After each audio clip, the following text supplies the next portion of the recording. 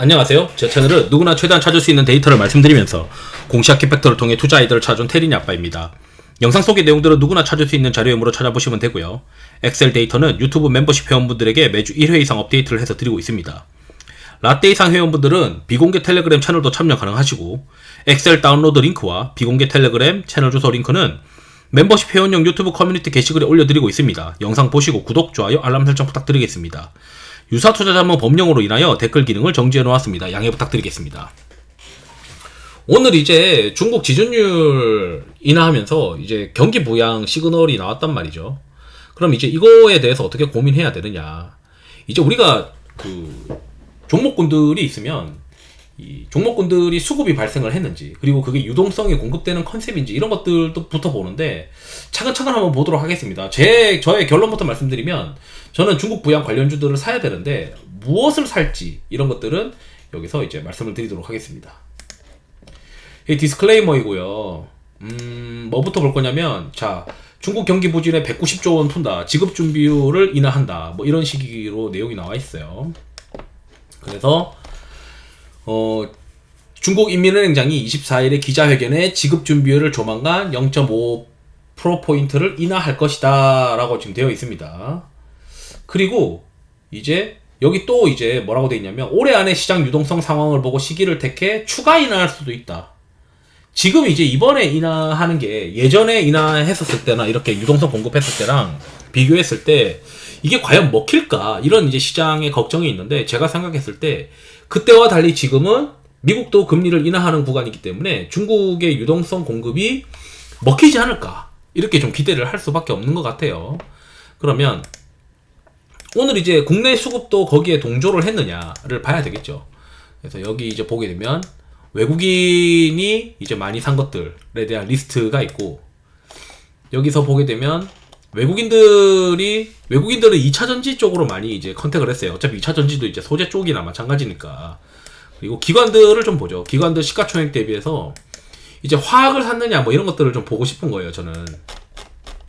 그래서 보게 되면은 비철금속으로 구리를 샀어요. LS도 구리고, 그리고 구리가 이제 유동성 공급, 중국의 유동성 공급이랑 맞물려 들어가는 거니까 여기 내려가면 금호석유를 샀습니다. 그리고 KCC도 이제 마찬가지로 수혜가 될 수 있겠죠.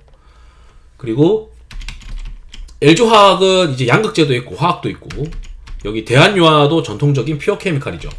오늘 롯데케미칼도 올라와 있습니다.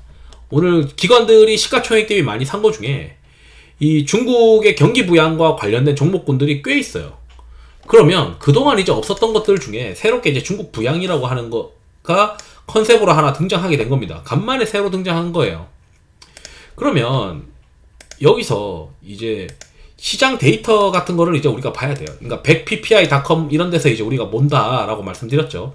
사업 대행 가격 이렇게 표현되어 있는데, 이게 중국어로 되어 있는 사이트를 지금 구글 크롬으로 한글로 돌린 건데, 여기 들어가면은 이제 각 제품별 데이터가 있습니다. 그러면 제 생각에는 그래도 데이터가 견조한 것들을 플레이해야 된다라고 하는 게 제 생각이에요.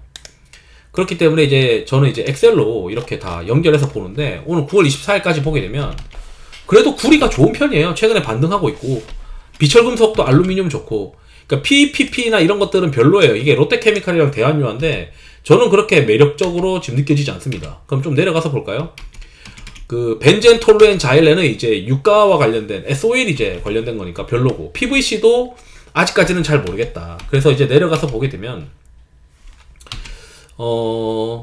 제가 봤을 때 관심 있어 보이는 게 스판덱스 이런 것들도 별로니까 효성 TNC도 전 잘 모르겠어요. 열연코일도 모르겠기 때문에 현대제철이나 뭐 포스코 홀딩스는 리튬으로 이제 많이 보니까 그거는 이제 별개로 이제 보는데 저는 잘 모르겠다, 철강 쪽은. 그러면 남아있는 게 뭐냐면, 제가 보니까 구리가 괜찮았고, 그 다음에 고무가 좋아요. 고무가 지금 천연 고무 가격이 많이 올랐습니다. 그러면 이게 왜 올랐는지를 봐야 되고, 그 오르는 게 지속될 수 있는지 이런 고민들도 같이 해봐야 되겠죠.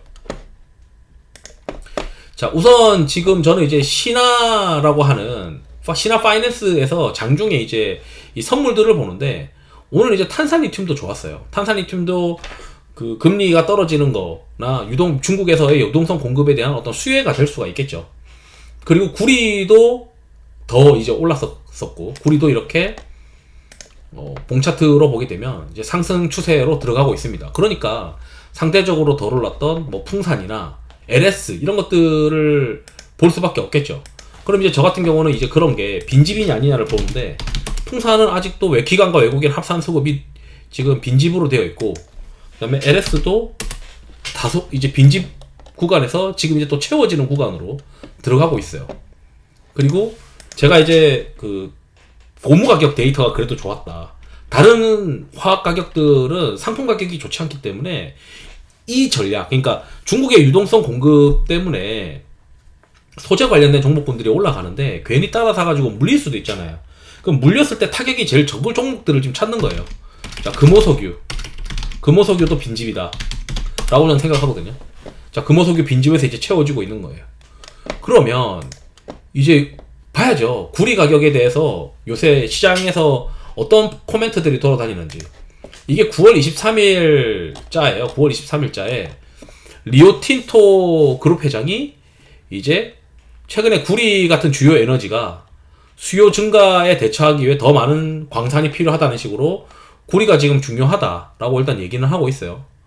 그 다음에 이제 그 고무, 저는 이제 구리도 중요하다 생각하고, 경기가 그렇게 깨지지 않는다고 하면은 구리가, 저는 이제 금리 인하에 대해서 비철금속 쪽에서 구리가 오히려 괜찮을 거다 흐름이, 이렇게 생각을 하고 있고, 그 다음에 금호석유가 있는데, 자, 금호석유가 이제 이 뉴스를 한번 같이 읽어보시죠. 이 뉴스에 보면 천연고무가 엄청나게 올라가고 있다. 천연고무 때문에 이 합성고무도 올라가고 있다, 이런 얘기거든요.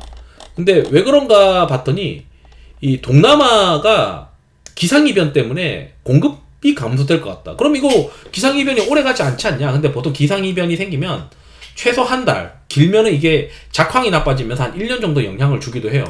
근데 이거보다 제가 관심 있는 거는 2025년 유럽의 삼림벌채 금지법이 저는 더 매력이 있습니다.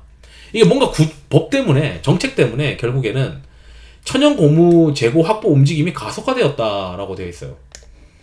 그리고 엔비라텍스도 지금 최근에 수출 데이터가 좋긴 하던데, 여기 엔비라텍스 수출 데이터를 보게 되면 그 이유가 중국의 장갑 수입 규제 때문이다. 그래서 대중국 관세 인상 등으로 말레이시아산 장갑 수요로 확대될 것 같다라고 되어 있어요. 그래서 금호석유화학의 엔비라텍스 최대 수출국은 말레이시아다라고 되어 있습니다. 그러면 저는 이제 또, 그러면 요거는 엔비라텍스 관련해서는 우리가 수출 데이터를 보면 되는 것이고, 그리고 두 번째 수출 데이터는 그거는 제가 파일로 다 멤버십 회원분들한테는 다 공개를 해드리고 있습니다. 또는 이제 여러분들도 텔레그램 채널에 엔비라텍스에 대한 수출 데이터를 제공하는 다른 채널들도 있어요. 찾아보시면 되고, 그 다음에 이제 이 삼림벌채 금지법이 뭔지 찾아보고 싶어가지고 찾아봤는데 아주 재밌습니다. 2023년 6월에 유럽연합은 삼림벌채가 없는 공급망에 대한 EU 규정을 했대요. 그래서 이게 이제 2024년 12월 30일에 뭐 이렇게 되는 건데, 이게 보니까 특정 원자재를 이제 할 때 그 삼림이나 벌채나 산림이 황폐하지 않는 조건으로 해야만 이게 수입이 허용돼. 그러니까 자기네들 유럽으로 수입이 허용이 된다. 이게 특히 이제 해당되는 게 여기 상품 품목들이 있어요. 여기 고무가 걸리잖아요. 그러니까 고무를, 벌채를, 그 벌채에 대한 어떤 EU 규정이 있으면서 이 규정 때문에 미리 재고를 땡겨 놓으려고 하는 회사들이 있다. 근데 이게 시행이 되면서 더 이제 그 실제로 굉장히 이제 이 수요가 타이트해지지 않겠냐. 아니, 수요는 살아있는데 공급이 타이트해지지 않겠냐. 그래서 저는 이제 이 천연고무 가격이 강세가 될 가능성이 높아 보인다. 강세로 이제 지지가 될 수 있는 가능성이 높아 보이는 그런 상황입니다. 그래서 퓨어케미칼에서 또는 스판덱스에 보통 이제 우리가 중국 하면은 휴성 TNC 이런 것들 많이 플레이 하는데, 그런 것들은 판가가 좋지 못해요. 그런데 지금 현재 판가가 그나마 볼만한 게 천연고무, 합성고무, 그 다음에 엔비라텍스, 그리고 저기 이제 그 구리 정도, 그거밖에 없어요. 그래서 저는 제가 봤을 때 이 기존의 퓨어케미칼 쪽 중에서 금호석유 정도가 이제 유리하지, 부타디엔도 지금 좋고요. 그래서 제가 봤을 땐 고무 쪽이 좋다, 고무 쪽이 좋고 구리 쪽이 좋다.